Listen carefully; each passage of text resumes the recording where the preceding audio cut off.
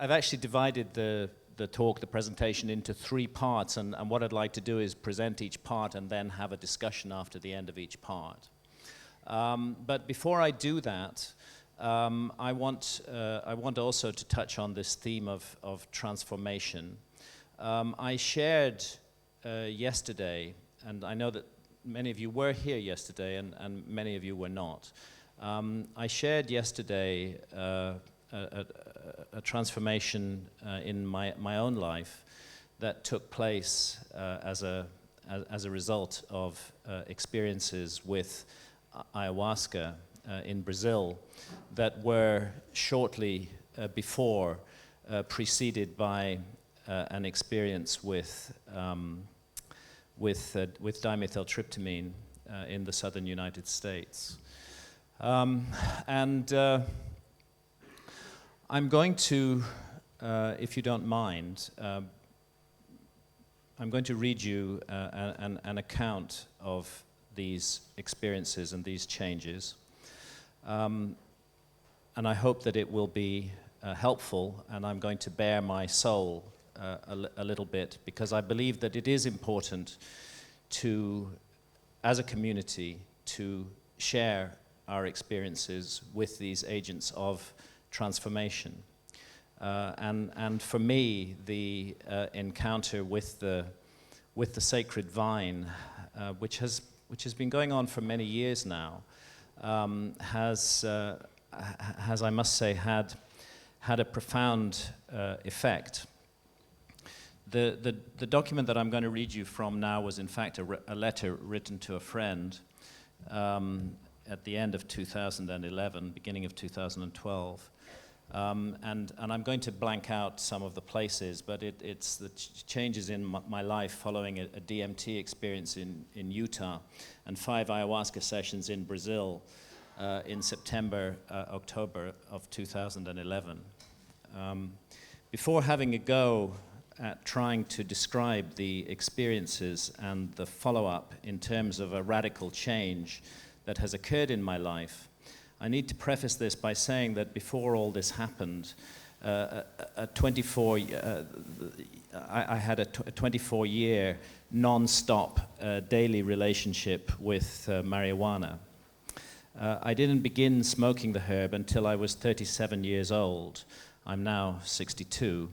But when I did, I immediately found it suited me very well, and I enjoyed it enormously.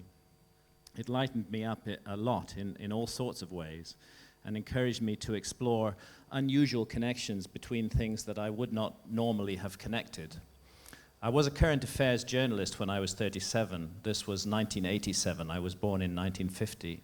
And I had written some non-fiction books on travel and current affairs issues. But I don't believe I would ever have moved on to writing about ancient mysteries, still non-fiction, although many of my critics would disagree, if it hadn't been for the new way of thinking that came with regular marijuana consumption. My first investigation of an ancient mystery was The Sign and the Seal, a quest for the lost Ark of the Covenant, which I began to research seriously in 1987, shortly after getting into marijuana. The Sign and the Seal was published in 1992. During the writing of that book, it was my habit to smoke marijuana only in the evenings for an hour or two before going to bed. But things changed from 1992 onwards when I began to work on my next non-fiction historical mystery, Fingerprints of the Gods. This was when I began to smoke marijuana all day long and to experiment with writing while I was stoned. I liked the result. And it soon became my practice to light up my first joint, or pipe if it was hash, the moment I sat down at my desk in the morning, and then just to carry on smoking all day long until I went to bed, often in the small hours of the morning. This remained my habit thereafter, smoking continuously from morning to night, whether writing or not, and gradually seeking out stronger and stronger strains of the weed. In 2006 or 2007, I switched from combustion products to a volcano vaporizer, and at the same time began to buy from a grower who has amazing green fingers and produces incredibly powerful varieties of bud, most usually a variety called cheese, I guess because of the smell, but way stronger than anybody else's product of that name I have sampled. Marijuana had always exaggerated paranoid tendencies that I probably have already, but these began to come more and more to the fore from 2007 onwards, with very negative effects on my behavior. The worst was that with absolutely no real-world justification at all, I began to become increasingly jealous and suspicious of my beloved partner Santha, who is the most honest and true person I could ever hope to know. We would have increasingly frequent shouting matches, always initiated by me, as I accused her of all sorts of things that she had not done and would never do. And while part of me knew I was behaving in a more and more crazy way, I couldn't stop the behavior or the feelings that were causing it. We still had happy times, but the jealousy and suspicion kept tightening their grip on me. And I can honestly say that in the last 3+ years, I made Santha's life a misery. It's a miracle and a tribute to her goodness of heart, care, and love for me that she didn't simply walk out and leave me, but instead patiently and tolerantly persisted with me and tried to get me to see sense.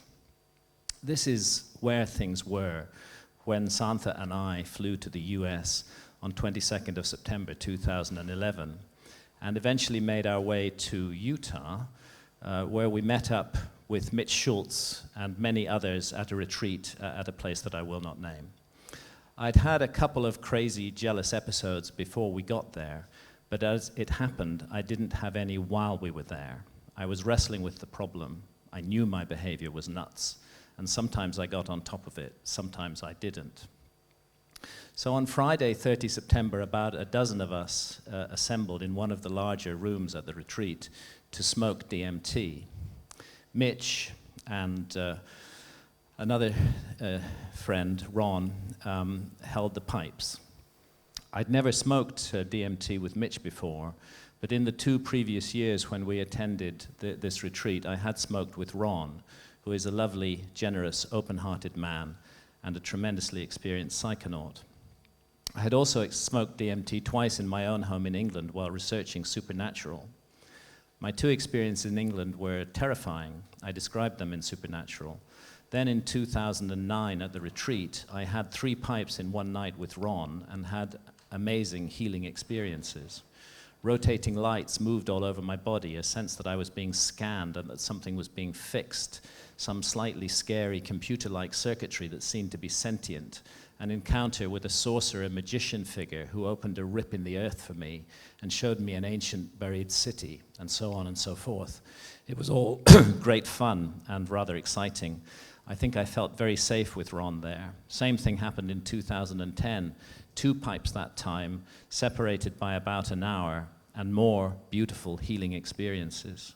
Santha also smoked 1 pipe in 2010 and experienced herself as a goddess, which actually she is, and saw zillions of eyes and stayed sitting upright in what the Japanese called the seiza position, making amazing hand movements like an apsara celestial dancer. These positive experiences were the backdrop to our joint encounter with DMT on 30 September 2011. That night, because there were so many in the room, the pipes were being smoked by 2 people at one time. Previously, it had only been 1 person at a time. When our turn came, Santha and I sat on the bed with our legs dangling over the foot of the bed. Mitch held the pipe for me, and Ron held the pipe for Santha. I did feel a little apprehension, but by and large I was relaxed and welcomed what I expected would be another pleasant healing excursion to the DMT realms. I certainly had no expectation that anything particularly disturbing or terrifying would happen to me. I was just curious about what would happen. So Mitch held the pipe for me. It was a clear glass spherical bowl, as I recall, and all the DMT in it had liquefied from the heat of the lighter, but none was lost, as tends to happen with a pipe with a foil. As soon as I took my first long draw, I had the unsettling feeling that something intelligent and not necessarily friendly had leapt into my head from the pipe. I held in the smoke as long as I could, then took another long draw. By now there was a crackling, buzzing sound in my ears, and I felt utterly overwhelmed. and had to lie back at once. I always lie back, no way I can stay sitting up. Immediately things were very different, though with some similarities, from all my previous smoked DMT experiences. The first thing I saw was something like a mandala with an ivory background and intricate brick red geometric lines like tracks inside it. Between the lines or tracks imposed on the ivory background were a large number of clock faces with weird hands. I've seen something like this before, not under smoked DMT, but under a very strong dose of ayahuasca. It terrified me then, don't know why, and it proceeded to terrify me again. Then I realized that the mandala, only an approximation, there was something very like computer circuitry about it as well, or even like one of those toy race car tracks where little electric cars whiz round and round, was sentient and focused on me. I got a hint of eyes or feelers. There was something very menacing about the whole scene, and I began to feel uncomfortable and restless in my body, and had enough of my everyday consciousness left at that point to wish profoundly that I hadn't smoked the pipe, and felt myself struggling, uselessly of course, against the effect. Then I heard an ominous voice, filled with a sort of malicious glee, that said very clearly, "You're ours now." And I thought, fuck yes. I am yours now. Not much I can do about it, but it's only for about 10 minutes and then I'm out of here. Since it was pointless to struggle, I resigned myself to the situation and thought, okay then, get on with it. And immediately the mandala intelligence and lots of its little helpers, who I felt but cannot describe, were all over me. I had the sense that my body was a huge, fat, bloated cocoon, and that these beings were tearing it apart, tearing off lumps of matter and throwing them aside, getting access to the real, hidden me.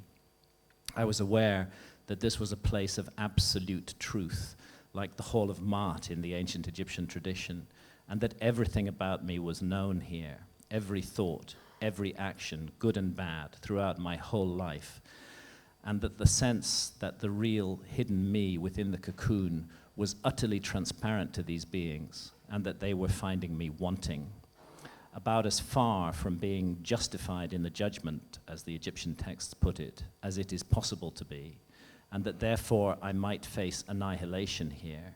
And I heard something like a trumpet blast and a loud voice that announced, as though this were a proclamation at court, now the great unfolding will begin, or possibly, now the great transformation will begin. This was the point where I lost consciousness of the material realm completely, and indeed of everything else, feeling utterly helpless, utterly in the power of whatever process I was going through and of the intelligence that was running it. I fell into darkness that seemed to last forever. I have no conscious recollection of what happened to me in there, only the conviction that it was something massive. When I began to come out of it, there were moments, though this felt much longer than moments, when I was deeply confused and disoriented and had absolutely no idea where I was or why I was there. I could see the room around me, but didn't recognize it, didn't even know it was a room at first, or even what a room is.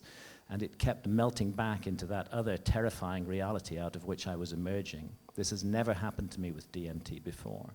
I've always known, even in the depths of the experience, that I was having that experience because I had smoked a pipe of DMT, and my body was in a specific place which I did not forget at a specific time. This was completely different and very, very scary. Gradually, my eyes began to focus. I remembered I had smoked DMT, and I looked around and saw Santa still sitting on the edge of the bed, very calm, incredibly strong, making her Apsara hand movements, and Ron on the floor, gazing up at her in awe. I was immersed in a wild, melting storm of colors, and the only clear, sure thing in the whole place for me was Santa, with her amazing strength and beauty, and the lines of light emerging from her body and rising up out of her and surrounding her. I was back in this world enough to know not to interrupt her journey, but I propped myself up on one elbow and just watched her, and gradually over the next moments, I have no idea how long, the DMT realm began to lose its grip on me, and the material realm became more and more manifest. When Santha was clearly out of it, I remember falling to my knees on the floor in front of her and telling her, "I found you again," or something such. The sense was that I had known her in a past life and had found her again in this one, and also telling her that she is a goddess. I felt shaken, but basically happy to be back on planet normal, and was able to witness the sessions of several other participants without actually falling apart or melting down. Over the next 2 days, I thought quite a lot about what had happened to me and began to feel very apprehensive. I was feeling apprehensive because I was about to fly down to Brazil to drink ayahuasca. If I'd been theirs for 15 minutes and it had felt like that, what was it going to be like for me being theirs for 4 hours at a time in the upcoming ayahuasca sessions? Accordingly, on the night of the first session, Monday the 3rd of October, I chickened out and had, for me, just a small cup of 80 milliliters. Nothing much happened that night, just restlessness and annoyance at myself for not taking a bigger dose. So on the night of the second session, Wednesday 5 October, I increased the dose to 140 milliliters. The first 2 hours passed uneventfully, and I was thinking with some relief that nothing was going to happen when I became aware of a great serpent looking at me. Just the eye, filled with wisdom and compassion. I got the message, "I can work with you, but you have to surrender to me." So I did surrender, and in fact said out loud, "I surrender." Immediately she was inside me, a huge, very warm, almost hot presence inside my chest. I was immobilized, literally pressed down onto the mattress, and felt a tremendous vibrating sensation inside my chest and along my arms. And I thought, wow, this is weird. But I couldn't resist or do anything about it, and the presence, whom I construe as Mother Ayahuasca, worked her way down into my abdomen and then down to my groin and then back up again, all the way up my trunk, up inside my chest, into my neck, and finally into my head, where she spent a very long time. I felt I was in the hands of a great power that was doing stuff with me whether I liked it or not. I've always trusted Mother Aya, so I didn't feel fear and stayed calm while this was being done to me. Then suddenly the presence left and I could move again, and I thought, what an amazing blessing Mother Aya has just given me to work with me for so long, and I felt sure that I had been healed. But just when I was feeling that, I was suddenly back into the same DMT space again that I had got lost in Utah, and the feeling of calm and healing gave way to terror. I was aware once again of an entity, one this time, not many, all over my body, dancing around me, filled with malice, and I spent the next half hour or so in utter terror, and also feeling in some way betrayed by Mother Aya, that she had left me in the hands of this, that she had let me be theirs again. The third session I took a low dose and pretty much escaped under the radar. The fourth session I increased the dose, and Santha also took a larger dose, and we went through an extraordinary series of traumas together. Santha had the sense of some terrible dark beings pulling out her heart and saying this, "I'm going to take you to teach Graham a lesson." She communicated this to me, and I at this point had the DMT trickster all over me again, and I totally freaked out. I had a massive realization of all the pain I have caused Santha in recent years, and how this is a black mark on my soul. And now I have absolutely got to do something about it and stop living selfishly for me and start being a nurturing, loving, giving, and above all, trusting presence in her life. Otherwise, I'm doomed, and I'm dooming her too. I was filled with grief and terror that she would die right there on the mattress beside me. Both of us were sobbing and crying. Santha grabbed hold of me and said, "Don't let them take me." And Louis came over to help her, and soon Adriana joined us as well and began singing just an amazingly poignant and beautiful song, which in due course helped to ground both of us. Louis and Adriana run their retreat in Brazil. The next morning in the sharing, I expressed my intent to change my behavior and be a better partner to Santha in the future. And I said that I was determined to change my relationship with marijuana. I don't think it was realistic. I didn't think it was realistic. After 24 years, to give it up completely. But I resolved to go back to my pre-1992 pattern of only smoking at night and never again all day as well. On the fifth session, after the traumas of the fourth, I took a very small dose, less than 50 milliliters, but I didn't quite get under the radar. I was approached by entities offering me food and drink. Lewis has described similar experiences, and we have discussed, and of course, I know that one must always refuse food in the underworld. The first offer was French fries, and I thought for a moment, it's okay to imagine I'm eating those. But then I remembered the underworld rule and refused and opened my eyes to stop the vision. As soon as I closed my eyes, I was back in, and this time I was being offered portobello mushrooms, sliced up and fried in a wok and chopsticks to eat them with. I was tempted but refused and opened my eyes again. Again, as soon as I closed my eyes, I was back in, and this time I saw a golden faucet gushing with cold water that I was being offered to drink. I refused and opened my eyes. When I closed them again, the last offer was a bowl of sweets, each individually wrapped in cellophane. Again, I refused, and after that, I got no more offers of food or drink and came out of the visionary state much earlier than I usually do. As to the final sharing, I once more expressed my intent to get rid of all jealousy and suspicion towards my wonderful Santha and to get my relationship with marijuana under tight control, smoking only at night, not all day. So we flew home on 14 October, arriving 15 October. Very tiring and uncomfortable journey with no legroom and the fasten seatbelt sign on almost all night. I naturally wanted to comfort myself with a smoke when we got back. So I fired up my vaporizer and filled a nice fat bag. But as soon as I started to smoke it, I began to feel really awful, as though my head were filling up with a poisonous fog. Immediate massive paranoia set in, and I felt I was on the edge of going completely insane. I persevered and took a few more puffs, but the feeling of madness just got worse and worse.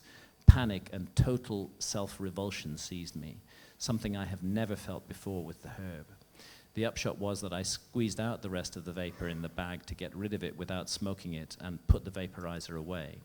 As I walked upstairs from my office, filled with paranoia, convinced I was going crazy, and disgusted with myself, I suddenly realized that my stated intention to change my relationship with marijuana and use less of it just wasn't enough. It wasn't good enough just to use it less. I had to give it up completely. It hit me with the force of a revelation. I can never smoke marijuana again, or I am doomed. I have become a complete slave to the weed. It has exacerbated the worst aspects of my personality, and my only hope is to give it up completely. Sure, it may be difficult for me to write without it, since for so long it has been inextricably linked with my writing life, but I'm just going to have to deal with that. So I've not smoked anymore. And I wrote this letter in December last year, but here we are in October 2012, and I still haven't smoked anymore. And I'm absolutely, resolutely determined never to smoke again. I've had no withdrawal symptoms, not the slightest craving. I thank ayahuasca and the scary DMT experience in Utah for this, because I would never have got to this point without it. It's weird because I've drunk ayahuasca many times in the past, and it has never addressed my marijuana habit before. But this time it clearly did, and in a massive way. I'm actually revolted by the herb that I was so long enslaved by. This is not to say that it did not once play a positive role in my life, because it did. But the truth is, it long ago ceased to serve me, even though I continued to convince myself I was in control. And for the last few years, it had been truly bad for me.